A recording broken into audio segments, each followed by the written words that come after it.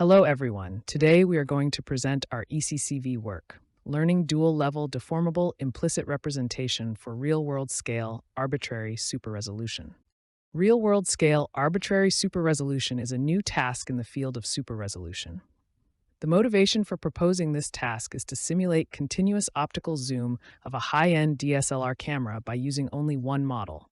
Related fields include scale arbitrary super-resolution and real-world super-resolution. However, up to now, scale arbitrary super-resolution only targets on bicubic degradation, and real-world super-resolution only upscale low-resolution images at one fixed integer scale factor, and thus none of them can achieve this real-world application. In our paper, the contributions are threefold. Firstly, we contribute real RBSR dataset, the first dataset for the task of real-world scale arbitrary super-resolution. Secondly, we propose dual-level deformable implicit representation to learn pixel-level and image-level deformations in real-world scale arbitrary super-resolution.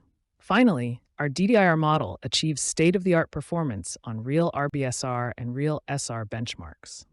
Real RBSR dataset contains high-resolution and low-resolution pairs at both integer and non-integer scale factors. As shown in Table 1, compared with existing datasets, the training set of real RBSR dataset contains scale factors of 1.5, 2.5, and 3.5. Also, its test set includes the scale factors which are not appeared in the training set, such as 1.7, 2.3, 2.7, etc.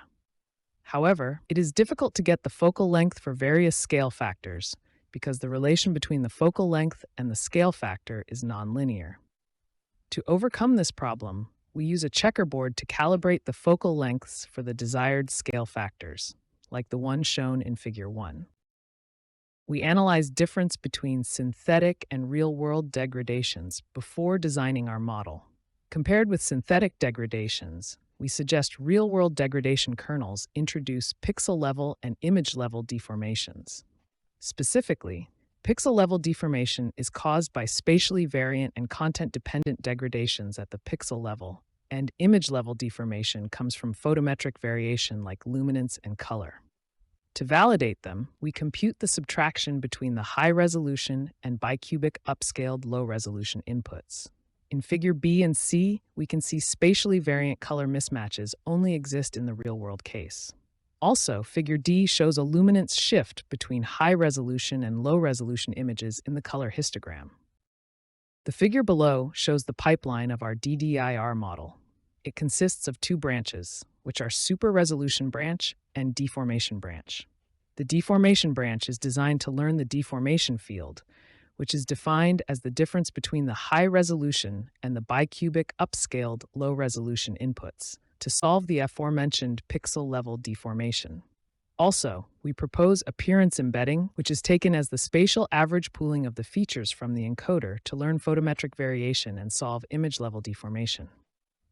The loss of our DDIR model is the sum of deformation field and RGB target in the L1 form. This slide shows main quantitative results.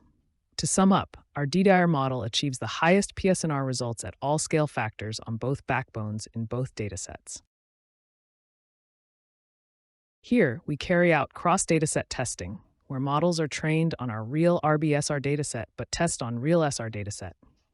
We also compare the effect of appearance embedding on bicubic and real-world super-resolution. We take EDSRLAF as the baseline, and plus A indicates adding appearance embedding. From the table below, we can see appearance embedding introduces significant metric gain, an average of 0.35 dB in the real-world case. In comparison, it only gives an average metric gain of 0.08 dB in bicubic degradation. This slide shows examples of qualitative comparison. The first row are the models trained on bicubic degradation, and the second row are trained on real-world degradation. It shows bicubic degradation cannot be generalized to real-world super-resolution. Also, our DDIR model reconstructs more details compared to competitors. Further quantitative and qualitative experiments can be found in the paper. If any issue, please feel free to contact us.